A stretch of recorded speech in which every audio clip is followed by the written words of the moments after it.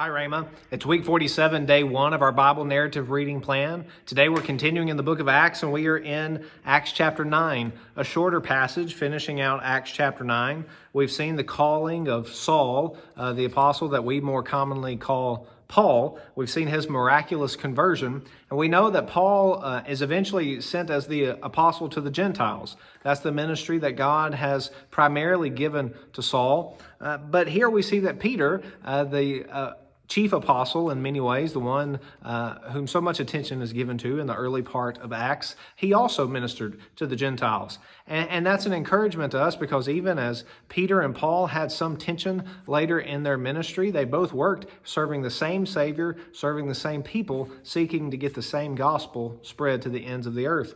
But here you look at two episodes in the life of Peter, and you realize that they are far away from Jerusalem. They're not downtown Israel. And so Peter is healing. He's bringing people to life. He's doing things a lot like his master Jesus. Peter is following in the footsteps of his Savior. He's doing the work that the Lord has called him to do, and we need to be faithful to do likewise. Doesn't mean that we have the ability to bring people back from the dead or to physically heal people the way that some people would teach today. That's not the ministry that God has given to us.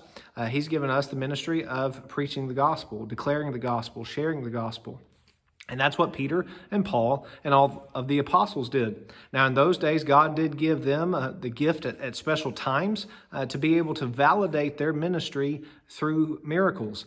And so we have episodes of miracles here and what Peter is doing. But the Lord hasn't given us that ability because it's not needed. We have God's completed canon, the Holy Scriptures. We have God's Spirit going with us, just as the apostles had. And so we don't need to validate our ministry in that way. We need to be faithful to doing the task that they did of sharing the gospel, preaching the gospel, proclaiming the gospel. So we see here Peter doing that. He's doing it faraway places, but we also see the Lord orchestrating all of this, putting Peter exactly where he needs to be, because as we're going to see in chapter 10, the Lord still has great things for Peter to do, and so the Lord has brought him there via Joppa. So here's a summary of today's reading.